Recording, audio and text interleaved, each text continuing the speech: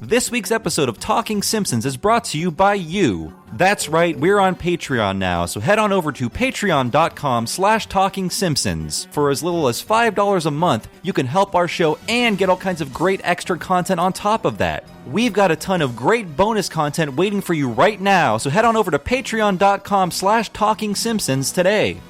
I heartily endorse this event or product.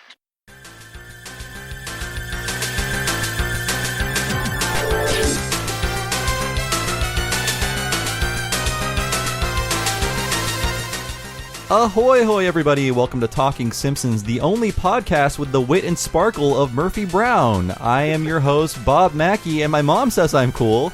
And this is the Laser Time Podcast Network's chronological exploration of The Simpsons. Who else is here with me today? Creature of pure malevolence, Henry Gilbert. And who else? Industrial Chimney Sweep, Chris Antista. And today's episode is Burns' Heir. Wow! Bob Mackie! Hey, it's Wow, me. that's where it comes from. Yes, this episode made me famous briefly. No, I said your name. I know the kids in 6th grade were losing their shit, but... You stole my opening quote. I was going to do My Mom Says I'm Cool. Oh, I'm sorry. Yeah, you need to come prepared for 2 with 2 because I talk first. Yeah. Today's episode, Burns' Heir, aired on April 14th, 1994, and Chris will tell us what happened on this mythical day in real-world history. Oh boy, Bobby, it's a big week in news, so this is going to be a little long. Bridges of Madison County and Michael Crichton's disclosure received some stiff competition from Men Are From Mars, Women Are From Venus on the bestseller list. Pioneer Electronics announces a CD player exclusively for club DJs so as to drive the death knell into the vinyl industry. The world mourns Nirvana lead singer Kurt Cobain's suicide, and Fox announces a high-profile Aaron Spelling-produced Melrose Place spinoff for the summer, Models, Inc. Wow, it's the Greyhound's favorite cartoon. So many of these things will be referenced by The Simpsons in the next 2 years. Models, Inc., The Bridges of Madison County, Men Are From Mars, Women Are From Venus. These are all going to be references coming up. It's long, but I thought it was important to acknowledge Kurt Cobain. That was a very important moment in my little teenage life. We won't have a Simpsons show that airs around Models, Inc., but it is one of those jokes you'll never get because it was like 90210 and Melrose Place were kind of phenomenons. So they're like, Aaron Spelling, make another one. And then we'll have a marketing blitz to accompany this unlike before. Yeah. And so the marketing blitz was way bigger than the show. It was. I remember seeing all the commercials, and it felt like super cynically engineered. It's like sexy drama, but they're all models. They're not just attractive people on camera. They're all models. They took out the pretense of high school in an apartment complex and like, these are just fucking models. And, the primetime soap opera will take place with models. And one of the puppies thought it was one of the Models, Inc. Yes. Now you know, people. I'm catching you up. We lived through Models, Inc., and we survived. Never mention it again. We have to in a year or so. And at 12, Kurt Cobain's death, I mean, I noticed it, but I wasn't cool. I was listening to They Might Be Giants. I was not listening really. I obviously heard the big hits of Nevermind, but honestly, the In Utero videos confused me and made me feel uncomfortable. I was like, I was very much into it, and I remember it very well because I remember hearing the news, but I'm still a preteen, caught up in my own business. Somebody had one of those parties, like an adult teenage party, where someone hired a DJ, and it was at a spot. There's no drinking, but boys and girls were dancing, and I danced with my first girl the day Kurt Cobain committed suicide. Wow. So I wasn't thinking about it until I got home the next day, and it's like MTV was just like, no videos, just we're talking about suicide and Kurt Cobain. We were all told by Kurt Loder about it. I just listened to this, one of my favorite audiobooks again. It was Chuck Klosterman has this whole book called Killing Yourself to Live, where he goes on a road trip around America to go to all these different sites of where famous rockers died. And he gets to the Kurt Cobain one, and it's a very interesting section where he talks about how like people kind of forget what people felt about Kurt Cobain before he killed himself, and that everybody's like, Nirvana sucks, Pearl Jam's where it's at. Like, sucks. The new Kurt album Cobain, sucks. kind of a dick. Yeah, a bit. Yeah. He didn't have a great upbringing, but this week's episode is Burns' Heir, and this and I think Rosebud are the two greatest Mr. Burns episodes, both in the same season. And I conflate these two all the time, even though they're very different, because it's all about an old man reaching the end of his life and realizing he needs to do something, or find something, or find some meaning, or find some way to extend his legacy. But I love this episode. There's two great Burns-focused episodes in the season, but it does feel like forever since he's been even mentioned. It felt that way. I mean, he was in Bart's Elephant. He was writing Stampy. Mackie. Yeah. Yes. But the last time he was a co-focus of an episode was the Gamblor episode. He was running Yes. Burns' casino, but then it becomes a Marge episode halfway through, so Burns kind of falls back. But this is all And Burns. I'm really happy to finally separate a lot of these gags and file them into the right episodes, because this is not the episode where Burns and Smithers star in a sitcom the Simpsons are watching. That's right. This is just the episode where the Simpsons star in a sitcom that Burns is watching. Yes. That's true. It's very confusing. I do mix these up from time to time. That is true. It is a very changed focus. Once you switch the focus from Homer to Burns in the very opening, it's like you are from Burns' vision on The Simpsons, not the other way around. Yeah, and we're both looking at it from the perspective of Burns having endless money to buy up the airwaves. This one opens with Homer winning. Homer wins something that he thinks he would want, the employee raffle, which I have to think it's all engineered by Burns because he's watching Homer as an industrial chimney sweep, so it's just to make him suffer. It's not practical. It's just torture. It's torturing an employee so Burns can watch it from his bathtub. With a big bag of extra fancy potato chips. Because it does seem too pedestrian or too low class for Burns to eat potato chips, so they have to be labeled as extra fancy. That is literally a label they ascribe to things now, extra fancy. Fancy ketchup is still a thing, but extra fancy is something that... So I think at the time that joke was... it was an actual joke. And I think he's wearing a top hat in the bathtub, too. Well, it's like Grey Poupon of chips. But I think of that joke so much, too, when I think of bosses not working half as hard as you, of when Homer says, the guys at the top must be working even harder, and then cut to Burns in a bathtub eating fancy chips saying, well, 5 o'clock never comes. I mean, our guy at the top in America has had more vacation days than most of us get in a decade. Yep. So there you have it. So he's enjoying all those workouts he's getting on the golf course. But he's going to drain his battery. Okay, but speaking of a rich asshole, Burns almost drowned. Yes. As in Blood Feud, he has a near-death experience. He figured they would stop having any effect on him after a while. Hey, this isn't such a great prize. Oh well, this may be a dirty job, but the big guys at the top work even harder.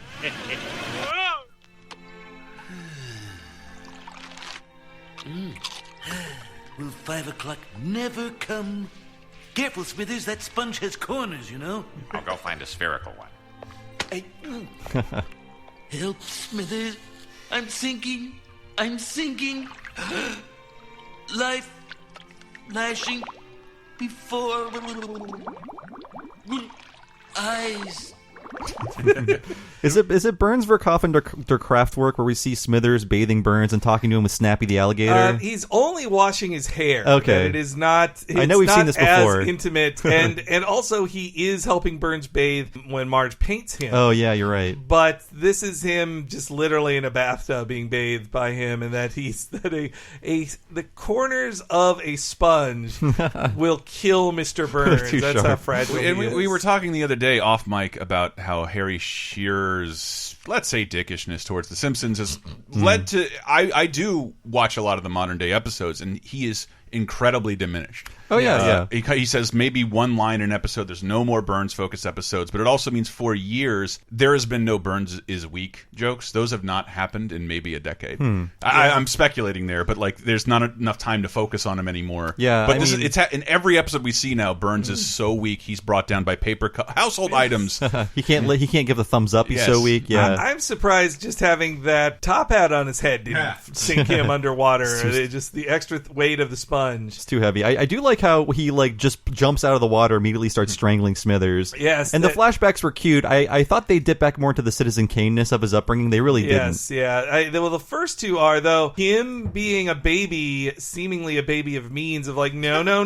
Yes. He was born in a wood shed with Bobo, so somebody should pay for that blunder. This episode is beautiful, though. Yes. I believe David Silverman directed the first act, and he had just had too much to do, and Mark Kirkland took over. But it all looks good. But if you look at the scene where Burns is firing at the man's feet, look at the background that they drew for a 5-second scene. It is so elaborate and gorgeous. I was just in awe of these just brief glimpses of beauty in this episode. And then we get a Greenpeace reference, which I wonder if it was directed to Sam Simon or not, or if they were thinking Sam Simon later in life, the late Sam Simon, who was a co-creator of the series or co-developer, I forget exactly how he's credited, he always made money off The Simpsons, even though he left in season 4. But so he then gave a ton to Greenpeace. Like they own ships thanks to him. It's just anti-whaling like, ships. Yes, yeah. Well, actually, the director of this episode on the commentary, Mark Kirkland, was saying, I noticed we get a lot more of these hippie-flavored jokes after David Merkin took over. David Merkin is a big hippie, too. I mean, he's the reason why we have Lisa the Vegetarian. Oh, wait, did we say who wrote this episode? Jace Richdale. Jace Richdale, in which I rarely get into this part of it, and you guys do. That's not a name I'm familiar with, and it's his sole Simpsons writing credit. Most notably, he's the creator of the Oblongs. Well, he's the TV guy they brought on to work with the Oblong the guy. co-creator of the Oblongs. The unnamed Oblong guy. Angus Oblong? Angus Oblong, who appears in public in clown makeup. Wow, I had no idea. And his Wikipedia does not say his real name. Weird. I didn't know that. Yeah, Jace Richdale's been all over TV.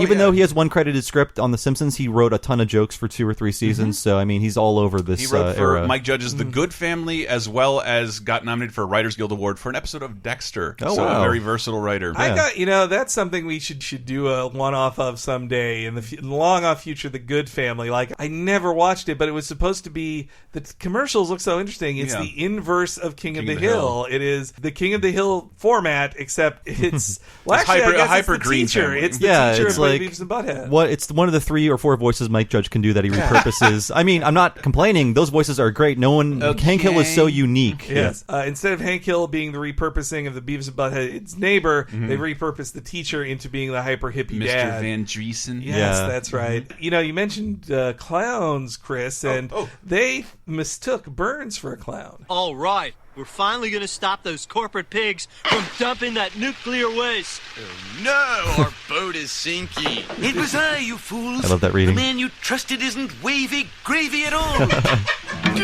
And all this time I've been smoking harmless tobacco.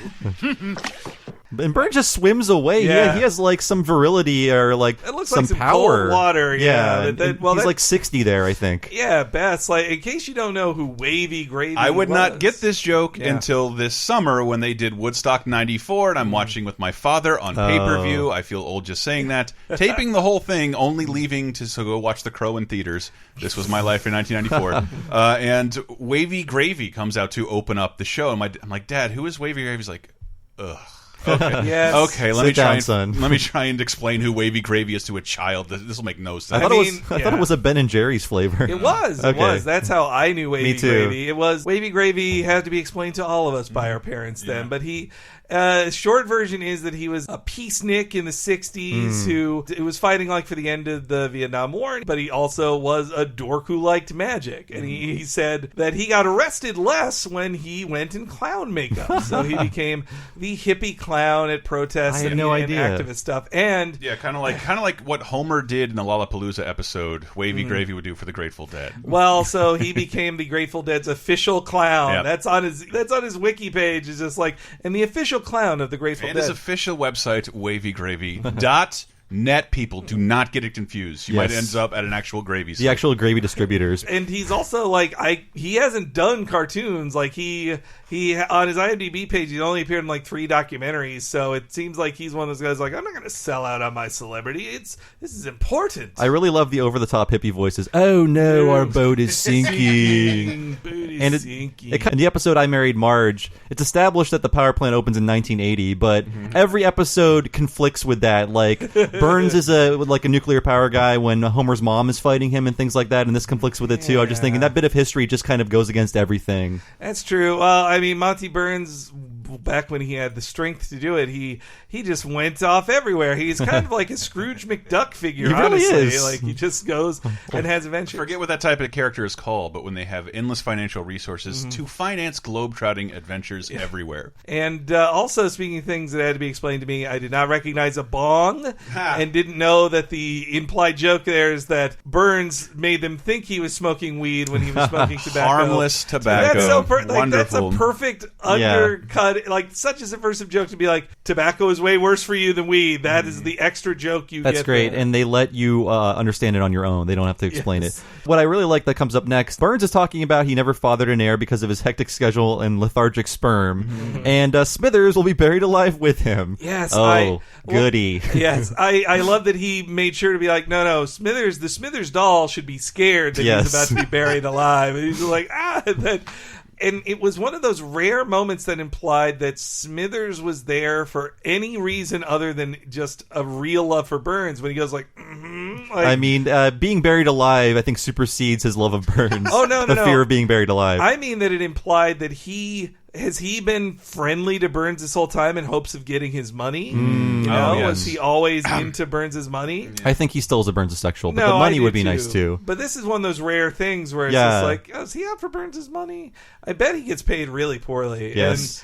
You've seen his apartment. It's okay. Yes. Well, though, then again, maybe he's just pouring all that money to his Malibu Stacy collection. Oh, yeah. By the way, I will reference that again later in here, but him popping out of the water too, like, where did he get this second wind from to survive? Sponge is removed. So the sponge flops off, and then he has all this power to strangle Smithers with the strength of like Homer strangling Bart. That's great animation too. Yeah. So we have up next a scene in a movie theater. Siskel and Ebert the movie, which two thumbs up, joke. Siskel and Ebert. I'll tell you what, when I saw Life Itself, the Ebert documentary, it had that joke on the marquee. 2 thumbs up, Siskel and Ebert underneath Life Itself. But this, I wish it had been 2 thumbs down, Siskel and Ebert. That'd be a funnier joke. Mixed thumbs. So this THX parody was reanimated into a real THX promo, and when I saw a movie from like 1994 to 1997 or something, I was delighted to see a little Simpsons joke before the start of the movie. Yeah, when that would happen. They reanimated it in the style of the Simpsons. Well, in widescreen. Yeah, they did it widescreen. Yeah, they paid for it, like to reanimate widescreen, or to at least like reformat the view on it. But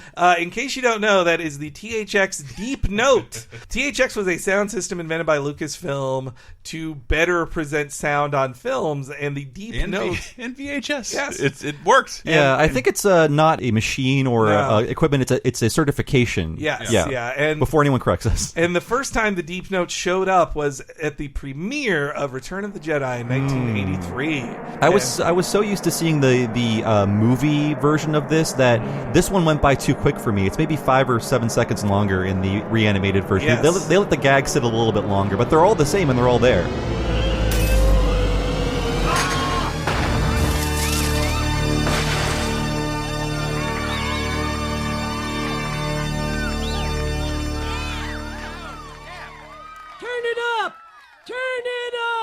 It's crazy that they would keep in the gag that the head explodes. I love that. Like that it's an on-screen death in The Simpsons, which feels like a line to cross, but it was so fast of just like teeth shatter, heads explode, and it was something. As a kid, I didn't love that THX sound. It was just like, it was meant to be intentionally jarring, as in this can only be done with this process. Yeah. It played before the Simpsons movie. Apparently. Yeah, I'll tell you what. Every time Grandpa Simpson said "turn it up," everyone in the theater laughed. Every time that promo played. It's a great joke, though. Turn it up. I have to tell you, Tiny Toons did this joke 2 years earlier. Wow. I confuse these two all the time because God damn it, back when I first got the internet, the best thing you could do was download Simpsons waves and waves of things that you loved. And if we didn't say it, the THX is named after George Lucas's student film Gone Good, THX 1138. Wasn't it filmed at our local Bart stations? Those are our train stations, by the way. It was a student film that then became a real film starring Robert Duvall. It was in the Tiny Toons direct-to-video movie How I Spent My Summer Vacation. Oh, boy, the most gorgeous Tiny Toons has ever looked. This is like a Studio Ghibli version of Tiny Toons. Yes, it is by TMS, their best animation team. But this is the exact same joke 2 years earlier. Guy, the sound system promo!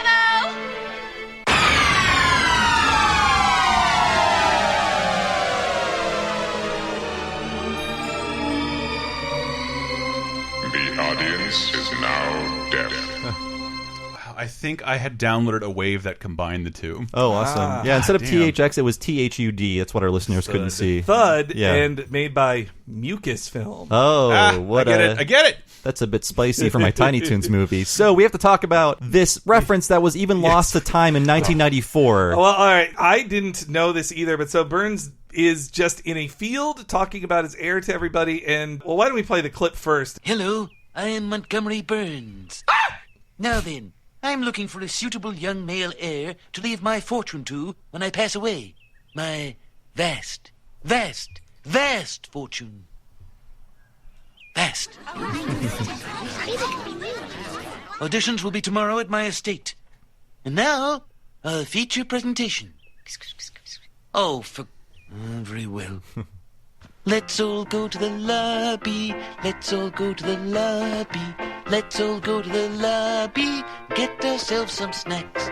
Good dancing by Burns. This did not go over my head at the time because I was very much obsessed with this hyper obscure reference at this point. Yeah, I mean, I knew what they were referencing, but I'm like, wow, this is like really obscure, especially 18 months later. After the film had bombed horribly. Yeah. So the film is Toys. It was a mega bomb. It was a passion project between Robin Williams and his frequent co-collaborator Barry Sonnenfeld. It's a movie about Robin Williams runs a toy factory with a robotic Joan Cusack and a militarily inclined LL Cool J. His brother ends up inheriting his toy company and turning it into something that manufactures military video games. It is visually unforgettable.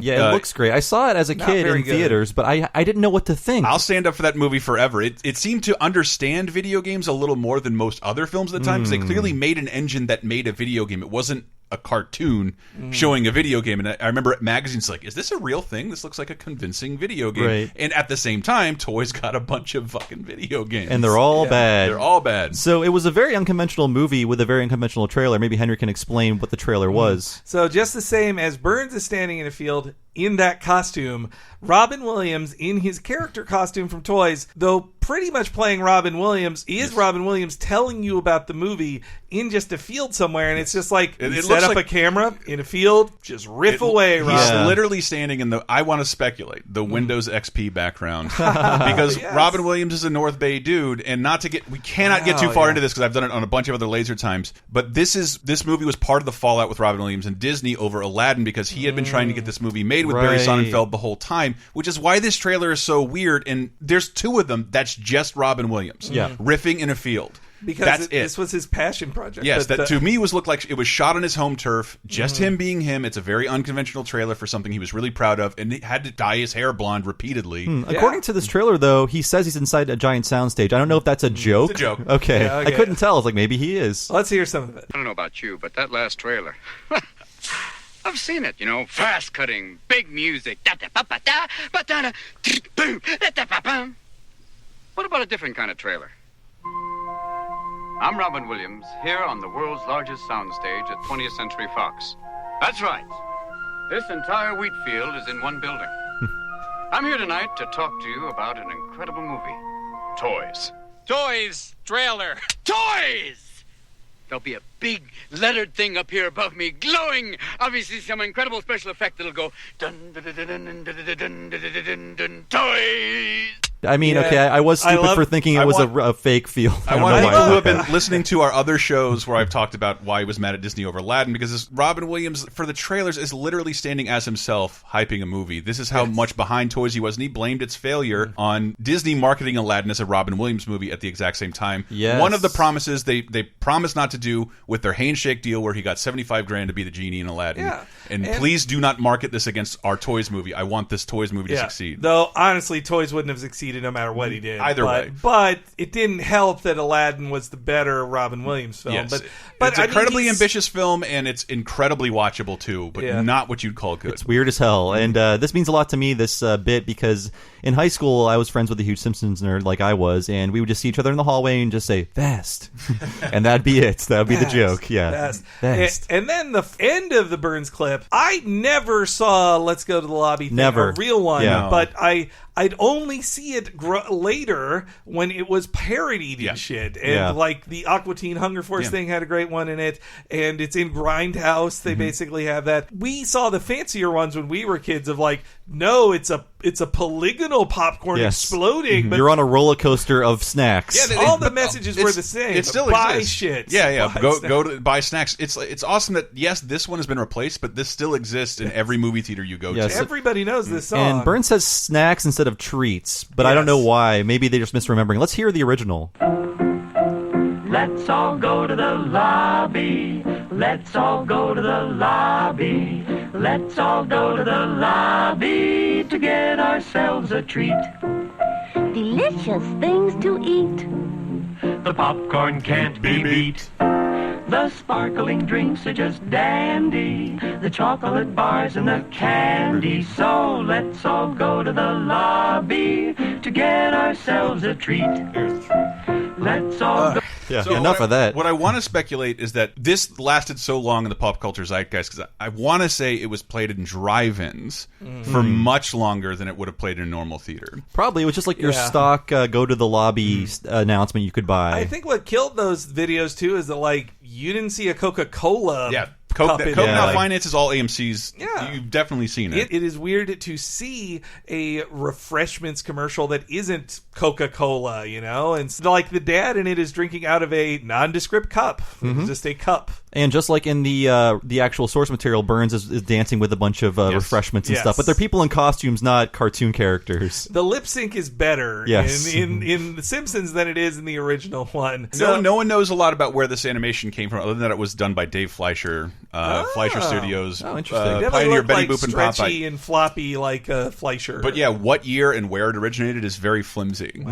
That's neat, interesting. Right? One last joke I liked in the trailer bit is Homer's reaction to seeing Burns. He screams like Burns just walked into the room, but he's just like, ah! Also, Burns can sense that no one is reacting within the trailer. That's why he goes, fast. And just looking at the wiki, there's a joke about this in the brand new Injustice 2. Oh, wow. As of right now. That's how long this joke has lasted, from it's all in our 1950 to brains. 2017. And I don't think I've ever seen this on a movie screen. I never have. I've only You seen see it as parodies. like interstitials in between like commercials that use stock footage. I think in Grindhouse they did put it in the 4-hour presentation of Grindhouse. It is in there. I only see old movies in theaters now since I live in the big city, but I think I've seen this spliced in for fun. Just like, here's a fun little like interstitial for you to watch. So that's the only time I've seen it, I think. So then we go to Burns' place, and first off, it's in the Lillian Langtry Theater. I looked it up. Okay, well, you tell us. Lily Langtry, 1853 to 1929. She was a starlet of the stage, and she was known for dating noblemen and close friends with Oscar Wilde. Wow. So a very famous starlet of her time. And of course, Burns would be in love with her. Yes. It's, again, died in 1929. So even you're to think Burns is just 80 then, he would have fallen in love with her when she was like, when she was 80. Yes. So it's a great old-timey joke there. I think they're subtly aging up Burns a bit. Oakley and Weinstein, they are such devotees to the Simpsons canon, but when they made him 104 in Homer the Smithers, I was like, no, he'd been like 81 just a few seasons ago. Yeah, that was a revelation, but I was like, he is appropriately 104. He should be 104. I prefer a 104-year-old Burns, but I'm just saying, if you care about the canon. I think if you date him from what we saw in Rosebud, he would be in his 90s, based on how old George Burns was compared to him. His taste in boxing and baseball would put him as Yes. born in the early 1800s. Well, he'd be 170. He was a fan of the Negro Leagues. He claims to see sporting events that were never televised. Yes. So then the kids are all auditioning, which leads to my favorite Millhouse line ever. I think this is, I've said it a number of times, half ironically. Well, I have nothing to offer you but my love.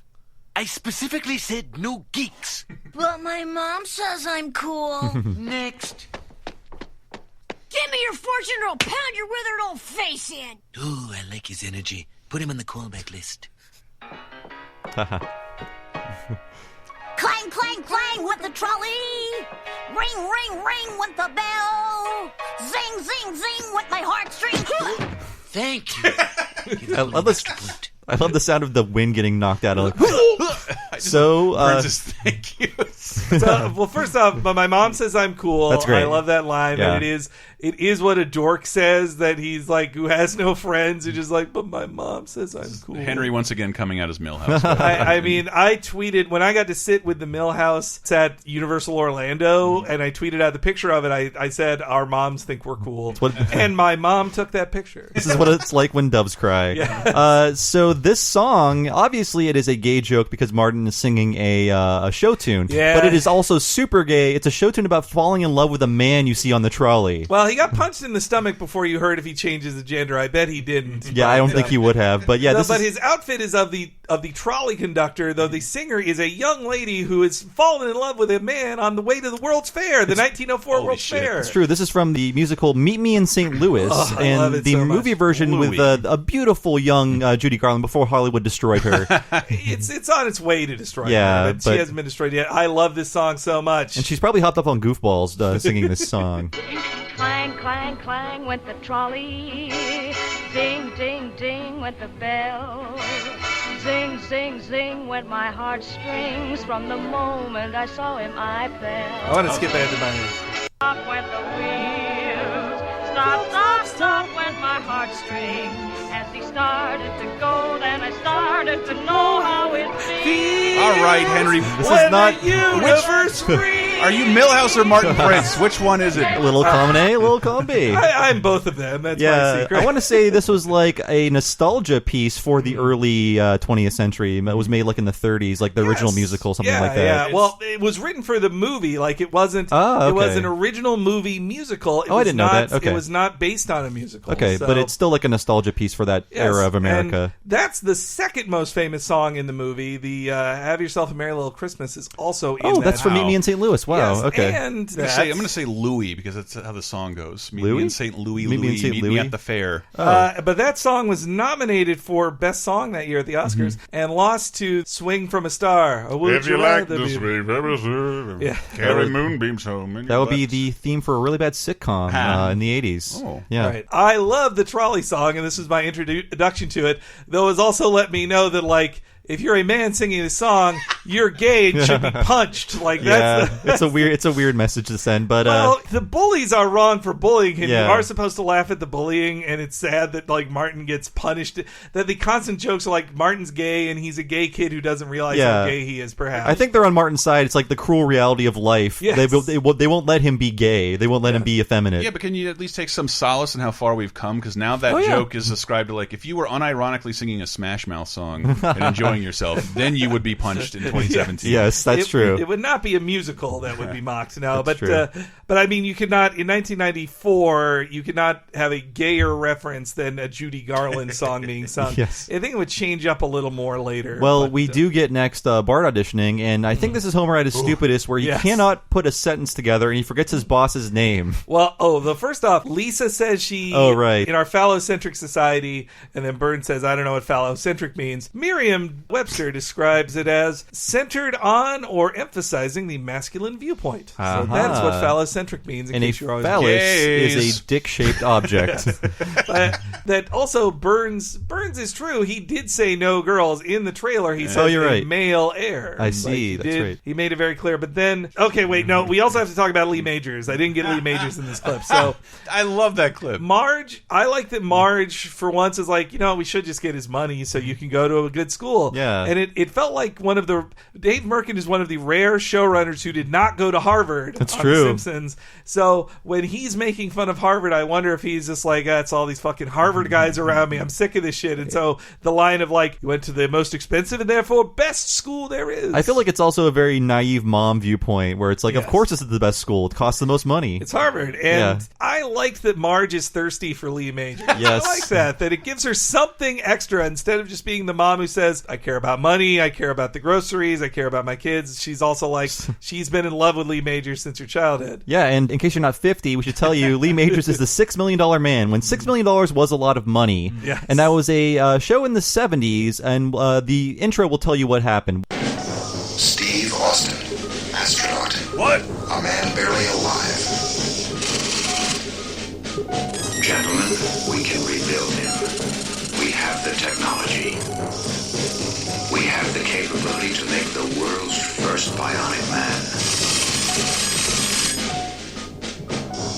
Steve Austin will be that man. We're good. So yeah, they rebuild a broken astronaut, and Our that's tax basically dollars it. getting wasted right there. And Marge was obsessed with Kathleen Turner's former husband. Oh yeah, and well, that's $6 million. That's nothing in government waste. I'm not going to tell you about that. But they'd buy a hammer with that money. But I love I also like that when they have the sound effect the second time, it's slightly quieter so because good. you're like hearing it out. It was rare. It's so loud you're hearing it from inside Marge's head. And it was the rare moment of people staring at Marge Yeah. and them going like, "What are you doing?" And then just moving on. Yeah. But then Homer gives Bart a script to read in his audition, and it is like the stupidest Homer has been. Homer maybe has a second grade level of reading skills to write this. Marge really should have went over this card, seeing really as she should believed have. in this idea. Hello, Mr. Kearns. I bad want money now. Me sick. Ooh, he card reads good. So pick, please, me, Mr. Burns. It's Kern, stupid! No, it's not. Disregard. Disregard. That's my favorite line of the entire show. It's Kearns. Yeah, It's Kearns. All right, it's more like, ooh, he card read good. Yeah. That's the best line. The joke. I want to get my own line of the show, though. Oh, all right, fine. Coming Well, soon. my line of the show was "My mom says I'm cool," but I didn't do the audio for this one. But the boot kicking Bart, all the work needed for it, and the Bart would seriously just stand there still while it all happened. All of Burns' traps require you to be in a very specific place. Well, and it's a pretty... I never read it as a callback until this viewing, but Bart being told, move a little to the left to be kicked by the boot, he will tell Burns to do the same thing at the end of the episode. That's a nice callback. So it's a nice kind of revenge on Bart's part, though he already got his revenge. Yeah. But, actually, you know what? This Homer's That's my line of the lesson show. Here, yeah, okay, well, let's play that jingle again then. That's the joke. I think of this whenever I fail. I think Bart and Lisa are feeling a little upset right now. Isn't there something you'd like to say? There sure is. Kids, you tried your best, and you failed miserably. The lesson is, never try. And yes, Never if try. I revealed how when I was quiet for a year and started talking, I kind of talk like that. I need to unlearn that lesson, though. Like, I took that as too seriously as a kid. I was like, well, I know Homer's bad, but maybe you should never try. What if you fail? Trying rules. I think, we are in the podcast biz. Our life is nothing but risks and risk-taking, Yeah. so we have to try constantly. Crowdfunding podcast, beeswax. Yeah, we're trying all the time, baby. Patreon.com/Talking Simpsons. Kira, Zootopia, try everything. Yeah.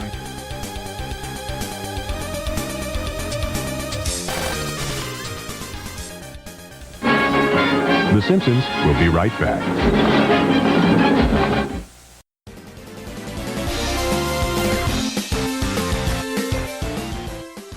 Patreon.com/Talking Simpsons has gone live. Yes, Bob Mackie and me, Henry Gilbert, have quit our crappy jobs and have gone to start doing Talking Simpsons full time.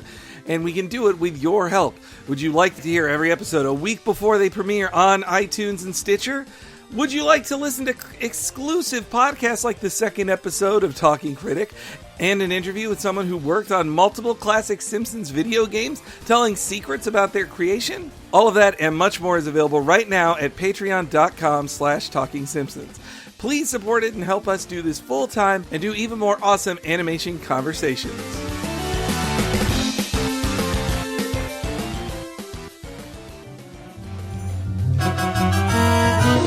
Hey, this is Hank Azaria. You're listening to Talking Simpsons on Laser Time. I didn't know that was a thing.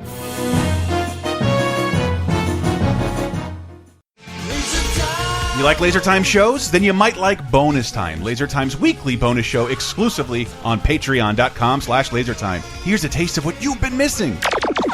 Joe Hodgson says, my best memory is definitely Busch Gardens in Williamsburg, Virginia. My dad was able to coax us into going onto a ride called the Big Bad Wolf. I've been on that. The first time, I didn't go on the Big Bad Wolf. Yeah. But I asked my parents to buy me a hat that said, I conquered the Big Bad Wolf. Dave, you're a liar. I felt like such a shit, and then I remember vividly that our car broke down, and the tow truck, like, oh, you want to sit up in the front of the tow truck? I thought that would be awesome, and I left my hat in the tow truck. And I asked my parents, like, let's go back to the tow truck. I forgot my hat. And my parents were like, we're not getting that hat. I think they even knew why you didn't go on the ride, you shit. And then I did the next time, and it was really cool. Get Bonus Time, Laser Time's weekly, full-length, uncensored, and ad-free Patreon-exclusive podcasts, as well as full-length movie commentaries, wrestling and cartoon video commentaries, the first season of Talking Simpson, and more at patreon.com/lasertime, starting at just $5. You'll help us live, and we'll do our best to help you never be bored again.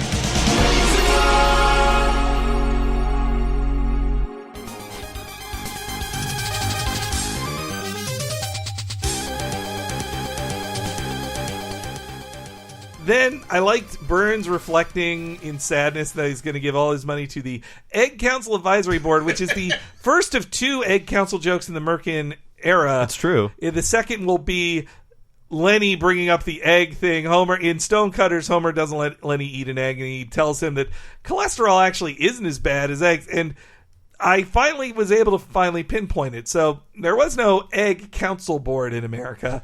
It was the American Egg Board, which invented the incredible edible egg. I always think of the intentionally bad Mr. Show joke of Bob Odenkirk going, the incredible edible rump roast, which is not a joke, but it's funny in how it's not a joke. Yeah. It's just a lame thing somebody would say at a dinner party. The Egg Council was created then because eggs were getting a bad rap lately, because cholesterol was then the bad thing in the health craze, and it was like, well, eggs are pure cholesterol. And so, as has happened with pork and beef and tons of other things, cheese. Yeah. You'll get all these ads that are just like, please just buy this thing that nobody directly owns. Just stop. To me, it's incredible and says something about the opulence and longevity of those industries. That milk and pork at this period just had advertisements for nobody's product in particular. Just please keep doing this. We have a lot of money to spend on commercials. Well, in beef's and milk too, but in beef's case, they were doing it because of the Oprah mad cow stuff. I was trying to find incredible edible eggs that bring up the cholesterol thing, and I finally did. Most of the ones I found were for kids, but this one finally addresses the cholesterol thing. 1989 government research shows eggs have 22% less cholesterol than we thought. Ooh, you gotta love it, the incredible edible egg. Holy shit. Eggs are safe again, people. Come back to the eggs. And I found that on a great YouTube video, which is 30 minutes of commercials from October 28th, 1993. Wow, you had to dig pretty deep. But they're all from local. It's all from local in New York. So it's national commercials, and then it goes to Rudy Giuliani is running a new campaign. But anyway, I could just fall down that rabbit hole of let's just watch 30 minutes of old commercials. So there's one other Egg Council joke that they cut. It was in Itchy and Scratchy, the movie, where Homer is lamenting what Bart will become, and he says, judge at a Mr. Tight Buns competition. The original line was, on the board of the Egg Council. They cut the joke because it didn't read correctly. People are like, the Egg Council? What's that? I remember, that's right. Mr. Tight Buns competition is kind of funny. It's a funnier like joke, I think. I don't know why the Egg Council be evil, but there you go. They were just sick of the Egg Council in the Simpsons writing room, man. Too much egg propaganda. And I like that Burns refuses to accept that rock isn't a bird. Yes. And he's like, well, let's see what the people in the lab say about that. And then Bart is getting his revenge and is having some pretty fun Dennis the Menace-y revenge on him. It's really elaborate on the moment prank, just spur of the moment. And I love him pulling my favorite is the no solicitors sign, and then the solicitors, 20 of them immediately show up with mops and briefcases. That's when he decides to make Bart his heir. There's a Christmas Carol joke, which even as a kid, I got that one. Tell what day it is. And Bart concusses Smithers, and Burns doesn't give a shit. Within 3 minutes of this episode, 2 people collapse like a pile of bricks with amazing Foley. It's just great. It sounds so painful. And Homer will do it later in this episode, you're right. too. Oh, my God, yeah. A lot of concussions happening in this. And so, once Burns has made it official, the family is ready to celebrate. Just sign here, and your son will stand to inherit my entire estate. Woohoo! We're rich! Bart, get over to the mansion and open up all the windows. You want to get the old people smell out before we move in. Dad, Mr. Burns hasn't passed away yet. Huh? Oh, right. So I guess you're in okay shape, huh? No heart problems or anything? Well,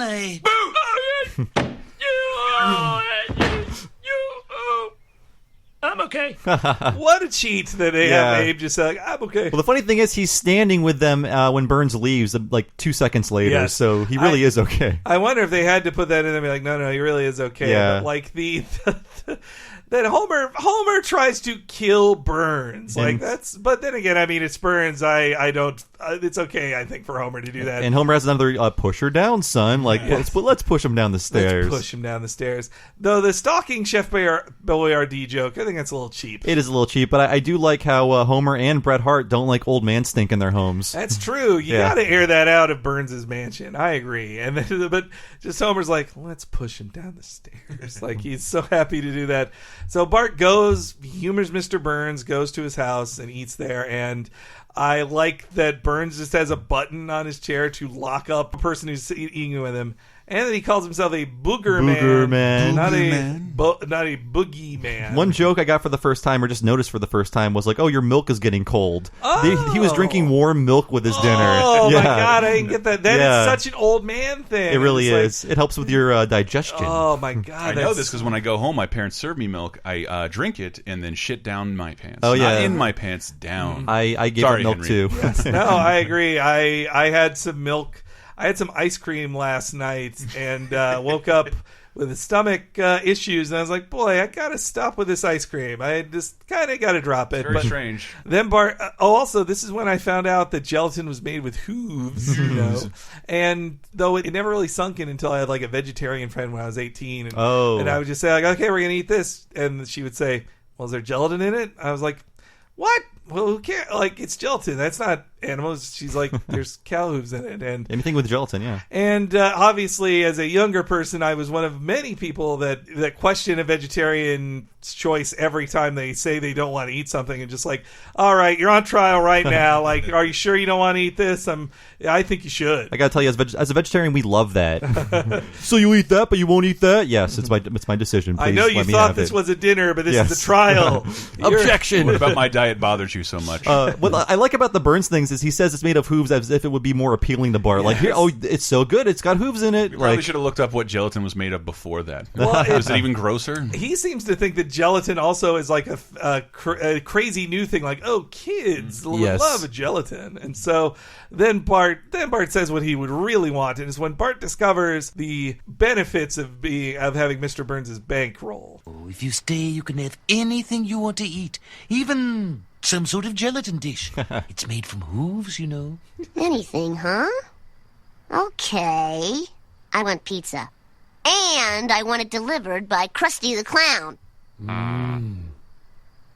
Hey, it's Krusty the Pizza Man. All right, where's my $400? Hey, wait. How can you be here when your show's on live? I just threw on an old rerun. No one will know the difference.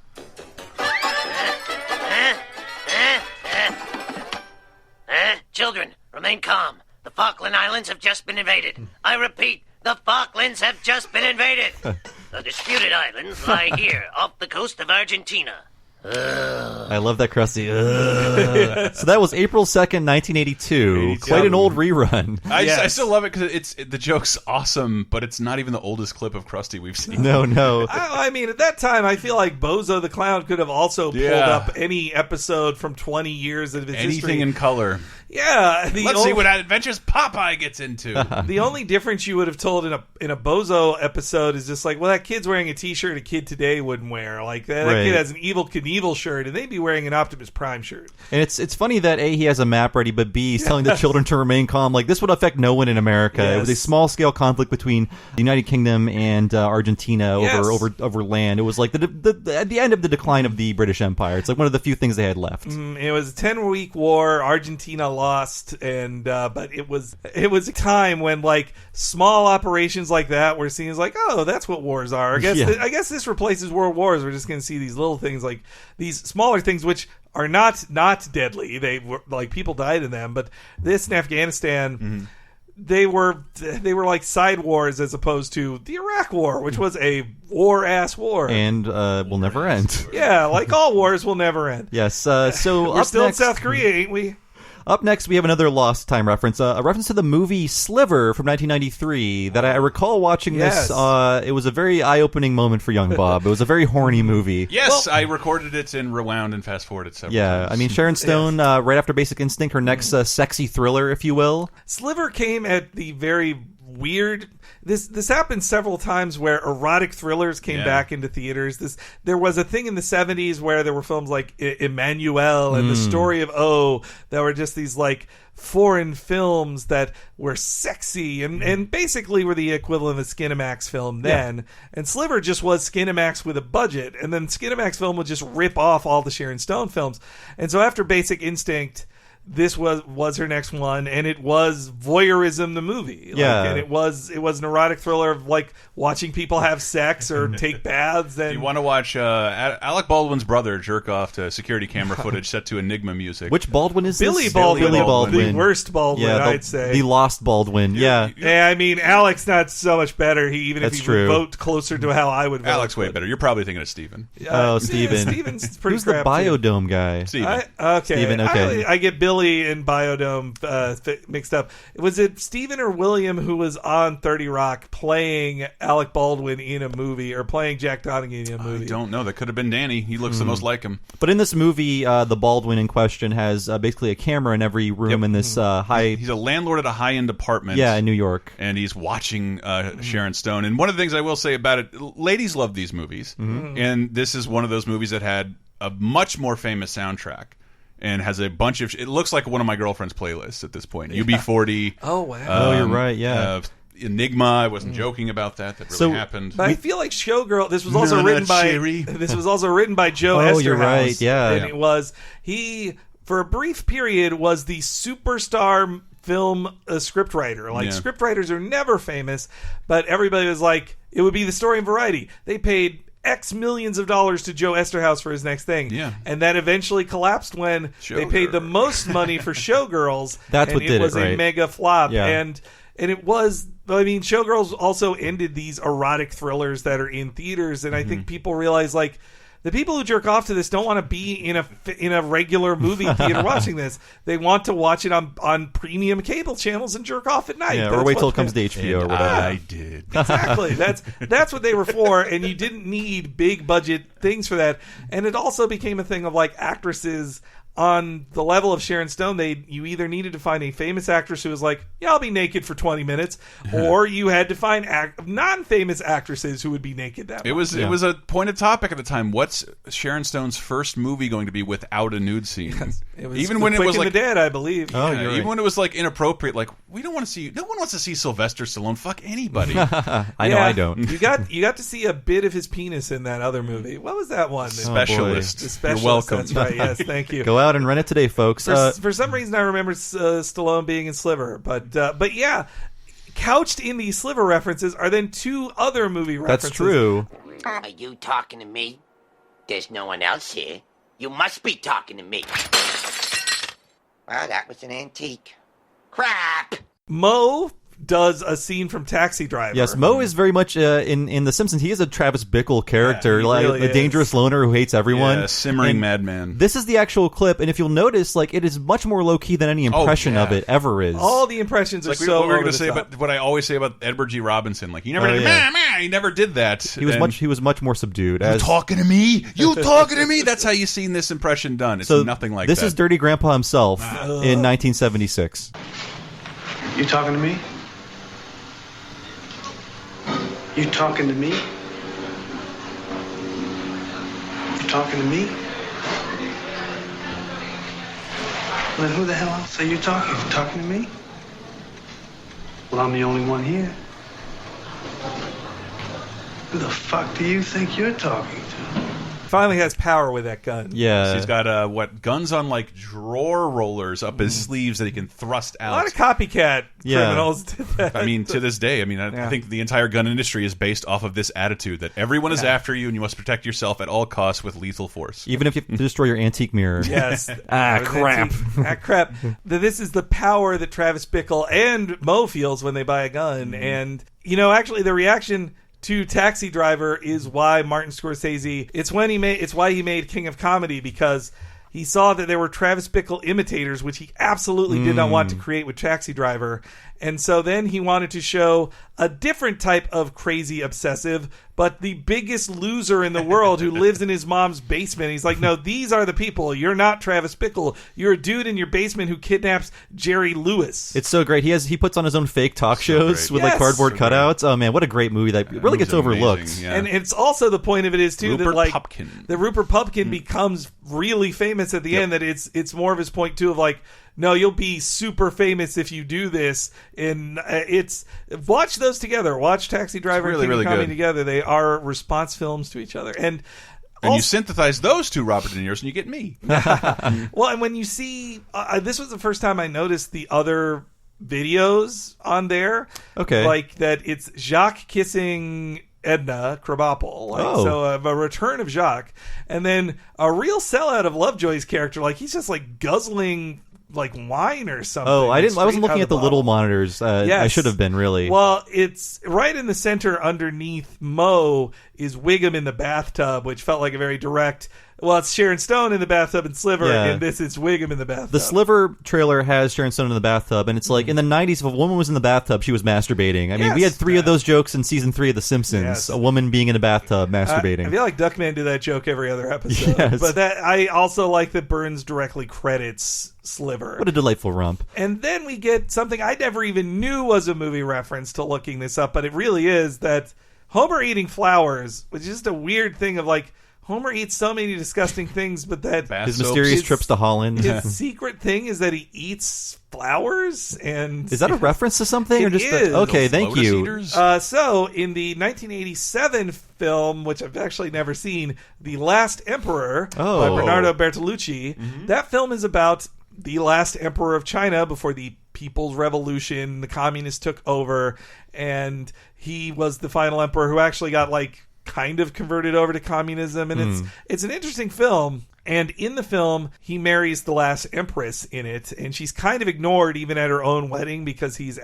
with a mistress of his, and so she just starts eating flowers, and she starts eating the like flower arrangements, and it's this thing to show her descent into madness, and it's just a long shot of an actress that feels like they just told this actress eat flowers, and so, flowers are edible. I think some of them. I've had them in salads and stuff like that. You're not supposed to not eat flowers. Like they are. They're just plants, but they're just pretty plants that don't really have like nutritional value, and they don't taste particularly great. But there's nothing against it. So anyway, now you know that flower eating is directly from The Last Emperor, which there are no clips of it I could find, but also it was just like silence. It's like eating flowers doesn't make much sound in The Last Emperor.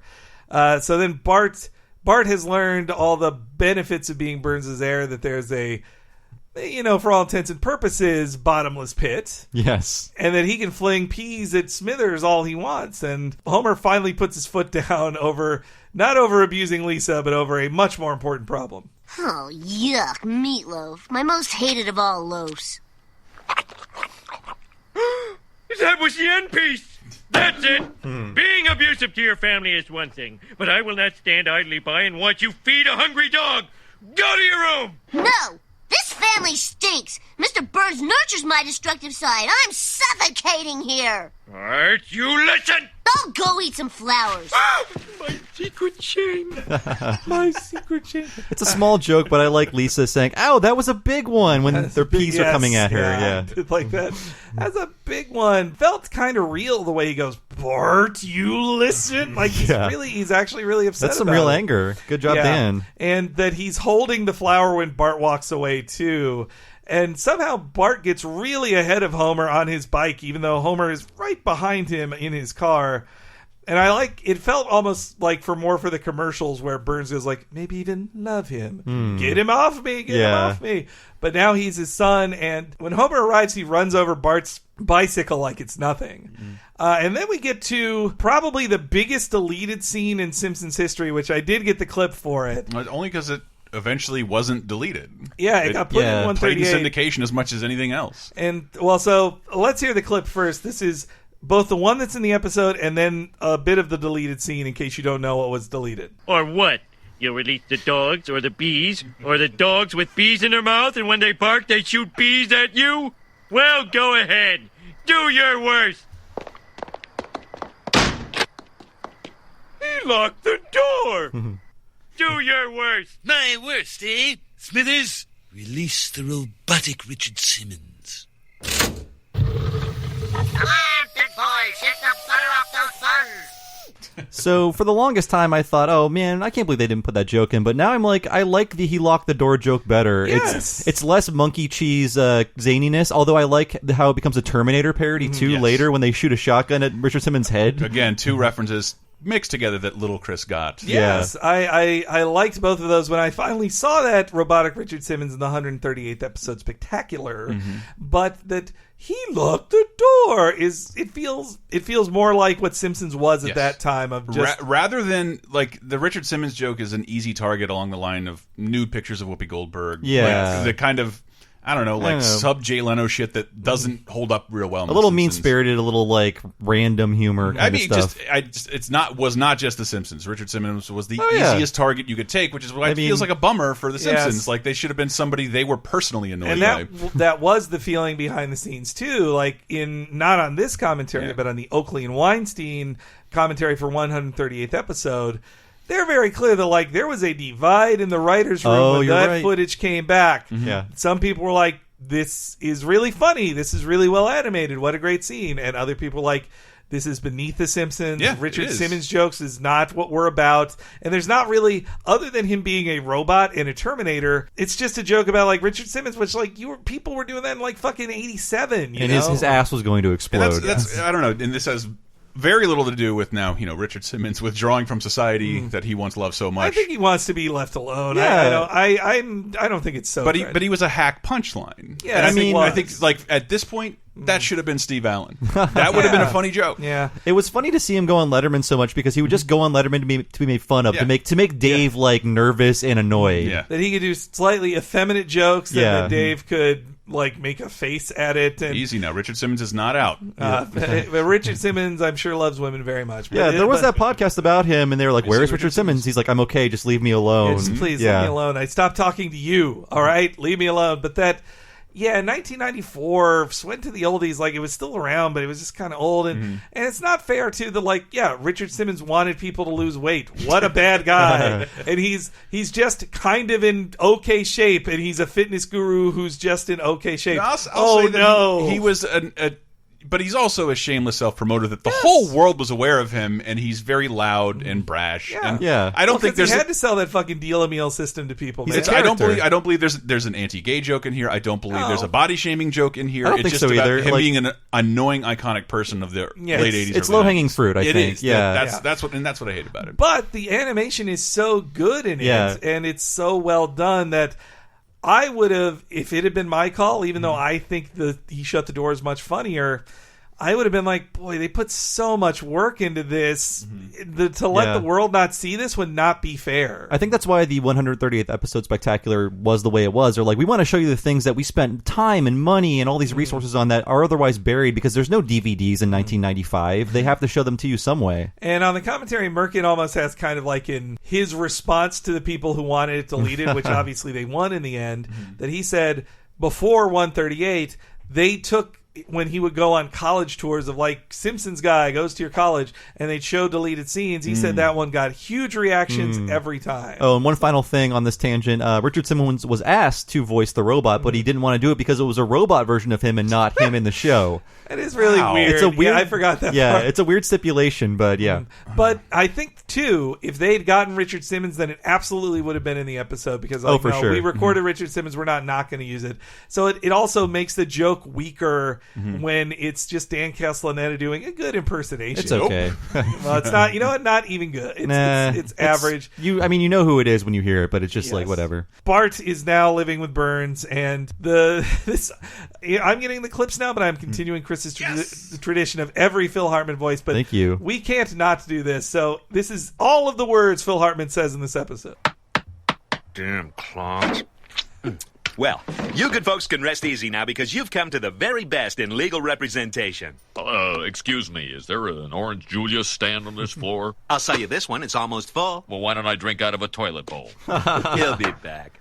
And as for your case, don't you worry. I've argued in front of every judge in the state, often as a lawyer. This court rules in favor of Montgomery Burns. I find that he is clearly the boy's biological father. Judge, these won't be ready until Thursday. You know, we should really stop hiring him. No, That's never. the best joke where they just go like, why do we keep hiring this guy? They have to address it because they can't forget who he is. Unlike every other character, they need to forget who they are in order for more stories to happen. Yeah, so Lionel Hutz has taken up shoe repair, and I love it replaces the "I can't believe it's a law firm" joke. Yeah, it's him in shoe repair, and I love Skinner just being like sternly disgusted. Why don't I drink out of a toilet bowl? Then and the way he straightens his tie, I like that. The little extra fidget of like, why don't you drink out of a toilet bowl? And then in a half-drunk Orange Julius too, that he's trying to sell like, he's always trying to hustle, and that he's so bad he can't prove that Homer and Marge aren't Bart's parents. Like, that's insane. They should declare a bad court thingy. And also, I didn't get the clip for it, but right before this, we get Wiggum refusing to help. And it's the third episode in a row where Wiggum goes, I don't want to do my job. Yeah. I'm like, can't you do this? I can't be like, policing the whole neighborhood. Yes. So they were like, sure, an elephant. Like, it's the same joke, but I love it. Yeah. So then we come back, and Bart is at the height of luxury. And it's when we get one of our Simpsons favorite quotes. Yay. Wow, Bart. Mr. Burns gives you everything you could ever want. My parents use that old love excuse to screw me out of toys. Well, I'm sure you'd like to be alone with your possessions. Milhouse, if you stay a little while longer, you can have this blazer. It's a Bob Mackie original. Wow, a Bob Mackie. Sorry, Bart. I'm not used to hearing the in there. We always play Wow Bob Mackie. Yeah, I took the A out a long time ago for Wow Bob Mackie and other shows. That's my Twitter name now. Or it has been for a year or so. Well, that's when you. I remember I got in contact with you for the first time through Twitter, and I thought that was like. I really thought that was an adopted name you came up because I'd never heard of it anywhere but here. Yeah, in fact, actually, so from the age of haunted your whole life by Bob Mackie. I have been. I didn't know it was a real person. So born in the early 80s, from the age of 3, I knew who Bob Mackie was because every adult would hear my name and be like, oh, like the designer. And I would be like, I guess so, because he did a lot of stuff for Cher. He just was all over the place. So I've known about this guy. And when this episode aired, I think I was in 6th grade. I came to school the next day. I'm like, I'm going to hear it. Like, wow, you were on the show last night, Bob. Like, these kids didn't know who Bob Mackie was. Yeah, it was my brief moment in the sun that The Simpsons said my name. And now his name is spelled Mackie, right? Not like yours. Mine's EY, which is why everyone misspells my name when they write it down. Damn. Yeah, EY is the true Mackie. Don't be fooled. Well, you had a choice at some point. You could have been Robert Mackie, or you could be Robbie Mackie. I was Bobby for a long time. My family still calls me that, but I think at like age around this time, I did go by Bob. I put my foot down and said, "No, it's Bob." You shouldn't step over the fact that you are the last American ever named Bob. That's true, and I take pride in that. I was the only guy in the games industry named Bob, as far as I know. And there were like, sorry, Chris, there were like 1,000 Chris's, 1,900 Ryans, 43,000 Matts, the only one Bob, which is why I was taken advantage of by all these fans who hate me. They can always find me. I'm the only Bob. But this set they're on, this bedroom thing, it's a direct reference to the show Silver Spoons. That's what I was going to say. Yeah, he's got the arcade machine. He's got the train set. Yeah, I mean, I don't think they do anything more with it than that. Just a visual reference to a very shitty sitcom. Yeah, I only remember it because the rich kid and his black friend, Ricky Schroeder. Ricky Schroeder. Was Jason Bateman on that show? No, that was the Hogans. It came on somewhere in the orbit of Different Strokes, which was the only sitcom I liked. Silver Spoons, like Punky Brewster and Charles in Charge, were one of the first sitcoms to be canceled and then syndicated for a season. And those syndicated ones are just so much shittier. Yeah, well, you could tell they had a lot less Although, money. I will say Mama's Family got better when it was syndicated. Would you know that Bob Mackie, Hi, Bob. He was a major fashion designer, especially in the 70s and 80s, though continuing into the 90s and even 2000s, still with us. But his biggest work in the realm of television was on variety shows like The Sonny and Cher Show, Carol Burnett, and that then transitioned to Mama's Family. He worked on Mama's Family. No way, how weird. As a costume designer. And if you wonder what that Bob Mackie sounds like, I have an interview with him here, coincidentally enough, talking about Judy Garland. Ooh. I did not review Persona. Judy was a mess, basically. Judy was unbelievably talented. She was this little fragile bird that could just tear up the stage and be so exciting. But, at 22, 23, I was so idealistic. I just thought sometimes, she's so unprofessional, Wow, throwing shade at Judy Garland. Well, if he was working with her like 10 years before her death, I bet she was pretty unprofessional. Yeah. But who cares? She is a god. I don't. Judy Garland could shit on me. I don't care. This is your second Judy Garland reference thrust up on the show. There's two other famous Bob Mackies I know of because it comes up when I look for things I've done. One is a Florida basketball coach, and another one is Robert Mackie, who writes for the New York Times, I think. So I can use him on my resume and lie, and I'm that guy too. Oh, I'm that guy. Right, yeah. There was another interview I found with Bob Mackie where he is talking about designing Barbie clothes with a Barbie collector, and they both seem they both seem like a Smithers type, I'd say. But yeah, so that's now. In case you ever wondered who the other Bob Mackie was, yes, that's who it is. He has all my SEO. I need it back. Quick tangent. I was on the streets of Berkeley, waiting to have brunch with my mom on a Sunday, and a dude comes up to me who is not in the age range of podcast listeners or video game fans. And he's like, "Are you Henry Gilbert?" Yes. I am too. And you wow. And he was a professor at Berkeley College and telling me that I had supplanted his SEO and that he was like an archaeological dude. He's like, I used to be the #1 Henry Gilbert on Google, and now you are, and you replaced me. He wasn't that angry. I'm putting some anger on him, but he was pointing out to me that like he now knew who I was because I replaced him even in Henry Gilbert Berkeley stuff. And that was back then. I got to think I have even more power over archaeologist Henry Gilbert. There was a Chris Antista who had been written up in several New York newspapers about pioneering the hot dog stand. And I trounced that motherfucker. And if I see you in person, I'll fight you. Unfortunately, I am the Chris Antista of America. All of my SEO, if you Google my name, I think all the top hits are people writing about me on Gamergate boards, Gamergate boards, and a certain YouTuber who does not like me very much. Yeah, you know, I can't get as many hits on that guy. Like sometimes his fans reference me too, but I'm just not as famous as you. Oh, come on. Speaking of destructive assholes, Bart's given a reckless car that he almost murders people with. Yes. And it's a very well animated scene, and it's the introduction of Estonian Dwarf. Yes. Does he have an actual name? I bet they named him in like season 25. According to the wiki, he's just Estonian Dwarf. They've seemingly never given him a name. So this joke was a very important turning point on the Simpsons animation team, in which they were asked to do something nightmarishly impossible. The original scene was Bart in his car versus a train. And they would constantly miss each other through all these switchbacks, or like the train would constantly hit the car but almost not kill Bart. I don't know how it's even hard to describe in words. Well, it would be a train full of animals too, wouldn't it? I think that was a different joke. Okay, yeah, yes, but it was Bart versus a train, and David Silverman was like, it would take 2 weeks to even figure out how this would work. Wow. So they compromised, and they were like, let's do this instead. It's much easier to do, and it's actually a funnier joke because you're just putting the pieces together in your brain of what's happening. It's a better joke, and it had to have been a watershed moment of the animators putting their foot down with the new guy of saying, like, we can't do everything you want. I know you've worked on live action, so you think this is just magic and we draw everything. Like, no, these are human beings. It would be the same as if he had asked on his live action shows, like on Gary Shandling, he said, so this week Gary Shandling is going to go to a factory, so can you just build a factory set in here? Like, I mean, it'll just be cool if build a factory. You build it as fast as you built the couch set.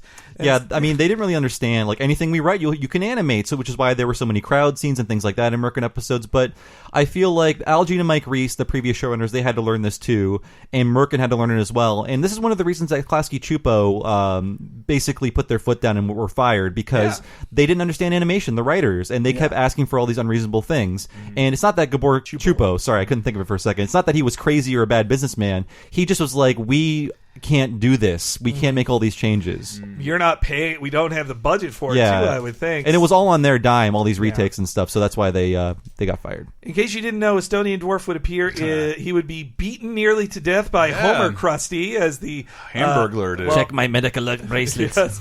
Which, stop, he's already dead. Another great meme thing. I can't wait to get that episode in 6 months. And there's a Jaws of Life in the trunk. And also, Estonian Dwarf was Fall Out Boy's stuntman in the filming of the Radioactive band. I'm only Fall Out Boy when it hurts. It was a real celebrity-focused joke about the deprogramming guy that he deprogrammed Jane Fonda, but not Peter Fonda. What's the joke there? Peter Fonda just kind of disappeared after Easy Rider? Peter Fonda's still crazy and wacky. Yeah. Like, that's his thing. At that point, Peter Fonda, he had done no about face. He was still an icon of the 60s. Well, meanwhile, Jane Fonda had done fitness videos and married Ted Turner. And said she regretted some of her activism. Yeah, and meanwhile, Paul McCartney, he didn't need to be convinced to be in Wings, but that he had to be told to get out of Wings.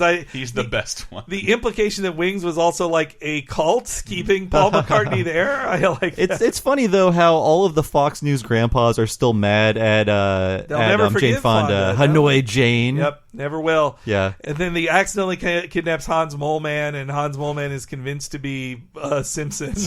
Named Hans Moleman for the first time. He was Ralph Mellish in his previous appearances. That's right. I knew it wasn't his first appearance. It was in Duffless. I think he was named Hans, but I don't think we heard he Mole said, Man. My name is Hans. No, they never said. Correct me if I'm wrong in the comments, people, but I'm pretty sure they never said Mole Man out loud before, which was the internal joke about him that when Matt Groening saw him as a background character he never wanted to see again, he said, looks like a mole man. Yeah. And he does look like a bit like the Fantastic Four villain Mole Man. Remember, he is canonically 31 years old. Yes, that's true. And then Mr. Burns enjoys Itchy and Scratchy a little too much. I just love all his laughter. Like a hug!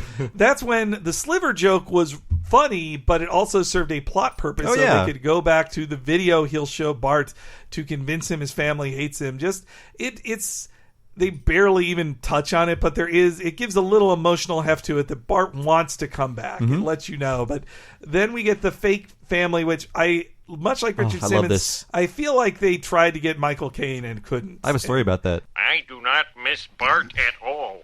I am glad he's gone. As am I. Bo! It's probably my imagination, but something about them didn't seem quite right. Really? Excuse me for just a moment. People, that was all wrong. Homer Simpson doesn't say Bo, he says Doe. Sorry, MP, but I'm having trouble with this character. Is he supposed to have some kind of neurological impairment, like Rain Man or Awakenings? I mean, what the hell am I doing here? And his dialogue has none of the wit and sparkle of Murphy Brown. Hey, you know, we're getting into golden time. Yes, we'll just get it right. We'll all be back doing Come Blow Your Horn at the Westport Dinner Theater. All right, then, let's see what the old Simpson family is up to now. That's them, all right. I do not miss Bart at all. That was his math owl voice. Yeah. I like that too. Dan went back Dan to doing his a math bad owl. Homer. Yeah. So the story is they wanted Michael Caine for Homer and Apu. He was going to be the celebrity that visited Springfield, not James Woods. James Woods was so much funnier. Yeah, I think it's better that they got James Woods, but they wanted to put him in the show, so they put him in this episode instead. It's not really him, but it's like, you're going to be in the show no matter what, Michael Caine. To make it recognizably Michael Caine, they draw his glasses in the character design, but he's wearing the glasses under a mask, which physically doesn't work. That sounds painful. But those are magical masks anyway that just become your skin. And if you want to say Michael Caine like Michael Caine, say My Cocaine. My cocaine. My Cocaine. Steve Coogan and the other guy in that... it was only 13 years old. Mr. He Bruce. gets very cross indeed. Yes. Fucking love that. Steve Coogan's fucking great. He is so wasted in those Batman movies. He's just like exposition bot. Yes. Let me tell you what happened in the last movie, Mr. Wayne. Some people just want to watch the world burn, Bob. Well, even the joke in 1994 was Michael Caine will do anything. Yeah, he'll do an Oscar-worthy performance one movie, Fresh and out then in the next heading movie, to Jaws 4. Yes. Hey, he was fresh off of Muppet Christmas Carol. He was. Which and he love. did a damn good job in it. It was really good, but I also felt like that was definitely them throwing shade at people who said that Murphy Brown is a more funny show or clever show. Who was the woman supposed to be? I don't think she was supposed to be anybody. I don't think anyone in particular, but I definitely read her smoking as like, well, Julie smokes all the time, so maybe that's that could be it. Yeah, I think that Wit and Sparkle was from TV Guide, that quote. It felt very, that does feel like it. So Estonian Dwarf says golden time, which I'm guessing, I think it means golden hour, or it's like some extra pay thing. When you're like, Golden hey, time is actually referring to when you're shooting outside. It's the yeah. perfect time when the sun is like in the best position possible to give you the greatest light. They're not outside though, so I don't know why he's saying that. It feels like it definitely feels like an insider term of just an actor saying, you're going to pay me more because I think you're thinking of the magic hour. Oh, magic hour? The magic hour it's for also an called the outdoor show. golden hour. But I think isn't the golden hour, it has something to do with like crew in between, like crew doesn't have to go to lunch. This person doesn't have to be offset. It's the perfect time. Well, I could be wrong about that. And Terrence Malick famously loves the golden hour, and that's why his films take 8 years to film, because like, we're only filming for this hour today. We're going to shoot 1 hour a day. We're really deconstructing this joke, but I think he's saying like we're wasting time. I think the Estonian dwarf is the guy who got the line right, and no one else did. Who sounded exactly like Lisa Yes. too. It was a very good job by the Estonian dwarf, but I mean, he was the one who lived the closest with Lisa, so I understand why. We missed one thing. The deprogramming company was called Conformco. Oh, that's fun. That's Yeah. cute. I love the little joke of that rib always breaks. Just the hugging of Burns breaks his rib. Lisa's destroying the house because they need chaos in the house when Bart's gone. That's when Homer falls over and is clearly concussed and just like down, does not move again. He doesn't move after that. And then things really just speed up to the ending, and so it comes to the firings and seemingly the death of Lenny. Okay, let's make this sporting, Leonard. If you can tell me why I shouldn't fire you without using the letter E, you can keep your job. Okay. I'm a good work guy. You're fired. But I didn't say. You will.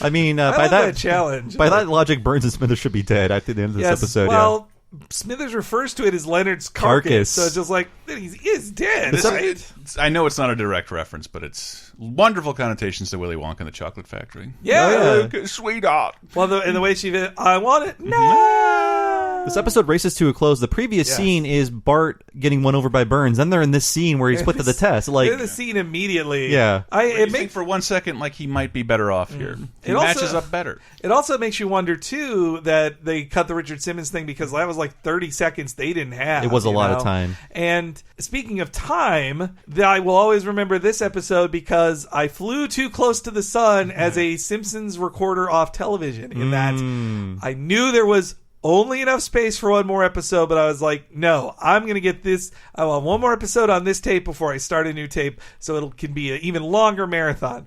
And everything's going fine.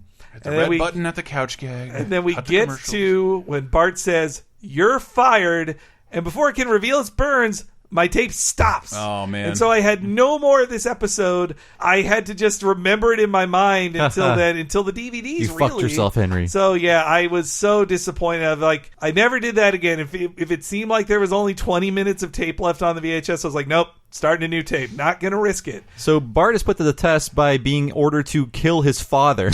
Yes. Fire him now or I'll disown you. You'll lose everything. The fabulous toys, a lifetime of wealth and luxury, the gift certificate from Blockbuster Video, the freedom to do whatever you want. I'll miss you, son. I'm sorry, Dad. You're fired. What? Fire me? That does it. You can never be my son. A little to the left. Huh? Oh, very well. You can never be my... Sir, try to land on Leonard's carcass. Then they just hug after that too. Smithers does not say E yet. Does he go back to work the next day? Yeah, so that's what doesn't work here. Even if Homer wasn't literally fired by Bart, how is he not fired the next day? Other than the only thing that would make sense is that Burns is so injured that he just forgot he wanted to do that and doesn't fire Homer. It's true. He always forgets who Homer is. So, but that Bart doesn't have the legal grounds to emancipate himself. But so that was really a callback to earlier in the episode with the boot. Bart tells him to move to the left, and just the same as Bart, Burns just complies. And Bart is welcomed back home, and he meets his new older brother. Yes. Well, it felt like they were trying to tie up a loose end that they probably could have gotten away with not tying up, of just them explaining to Bart, you think you saw your fake family, but that wasn't us. And they're like, how would you know that? They were complicit with the whole fake, the whole fraudulent family deal. I hope they got good money for that. Yeah, maybe they didn't know why they were being studied. I guess trying to get my character down. But yes, then the show ends with a new member joining the Simpsons family. And now I want you to meet your new brother, Hans Mole Man. Cowabunga, dudes. Mwah! Mwah! Mwah! Give it a try. It's like kissing a peanut. Homer, I want that thing out of my house. What a weird, great joke. Homer likes kissing his dry, wrinkled, salty head. It's just he loves it so much. And then, meanwhile, Marge refers to Hans Mole Man as a thing. Though I wonder if they considered reanimating that because his skin color becomes yellow in that scene, and Hans Mole Man is always drawn with brown He's skin. a little browner, but it's weird. But he becomes yellow for the scene. I mean, there have been other episodes. To this point, he had been drawn as brown. I know other episodes he's been colored as yellow, as traditional yellow as well. I think it was redesigned to be yellow, but not everyone got the memo. That's true. But it's just that Homer is obsessed with kissing him. It's a great, weird ending. It is a weird way to end the show, but a great one. And this is I think this could be my favorite season 5 episode. I love it. It's up there. I love Mr. Burns episodes, and this is the best one, I think, out of the entire series. I like Rosebud a little bit more.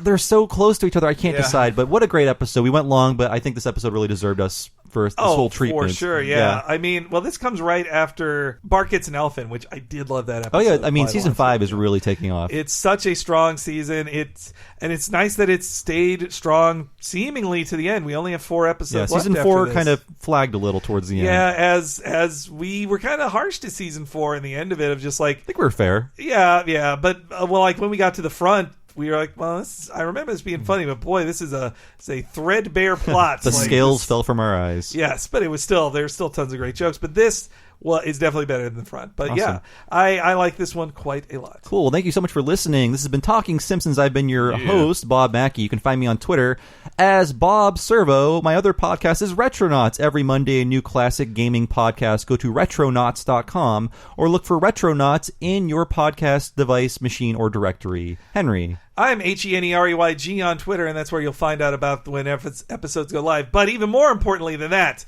maybe you already know because you heard this a week early, Patreon.com/Talking Simpsons. Oh boy. That is the new way to support us, as you probably heard in previous episodes, but in case you're new, that is where you can support us. Bob and I quit our jobs to do this full time, and on Patreon.com/Talking Simpsons, it's where every episode from now on will go live a week early on there. It's not going to change the order you hear on iTunes, but if you want to skip ahead a week and hear another episode, but you get way more than that at patreon.com/Talking Simpsons. We have exclusive content waiting for you right now. Yes. Videos, podcasts, anything you want. Well, not anything, but within reason. Yes, well, and especially I want to highlight, we did an interview with Paul Provenzano, who is one of the first people to work on Simpsons video games. He was an executive producer on Bart vs. the Juggernauts, Bart's Nightmare, and Virtual Springfield, as well as a ton of other licensed games back in the 90s. And he tells us so many cool stories. And there's another Talking Critic waiting for you there, too. Yes. So, man, so much great stuff just for initially donating. Yes, right off the bat. $5 a month or even $10 a month to get another cool thing at there. And that's where Bob and I are going to be at. And if you already are supporting it, thank you very much. Thank you so much. And again, patreon.com/Talking Simpsons. Christopher. Laser Time, the show, and the website, lasertimepodcast.com. Both Other good. podcasts there, Video Game Apocalypse. These two have been frequent guests, Bob and Henry. Yes. In 30-20-10, our weekly look 30, 20, and 10 years ago into the past. We talk about, we're right in Simpsons season 8? Yes, season 8. Well, just the ended. 97 portion, and who cares about the 07 portion at this point? But check that show out. It is really, really fun. A lot like this, clip-laden for 87, 97, and 2007. I'm more regularly on it now, and I just did a great one talking about with the Chris Benoit murders. But anyway, yes, I listen to all that. There's so many great stuff on And Laser support Time Talking Simpsons if you want. I don't know. I'm involved with a couple of the things that you guys want to do, and it's stuff that I've always wanted to do. And You've been helping out a lot, Chris. It's impossible for me to do, given that I work full time on the internet. You guys have to do it, and if you people want it, you got to support it. Yes, thank you very much. So that's patreon.com/Talking Simpsons, correct? Yes. Cool. Thank you so much for listening. We'll be back next week with the 100th episode of The Simpsons. See you then. Woo!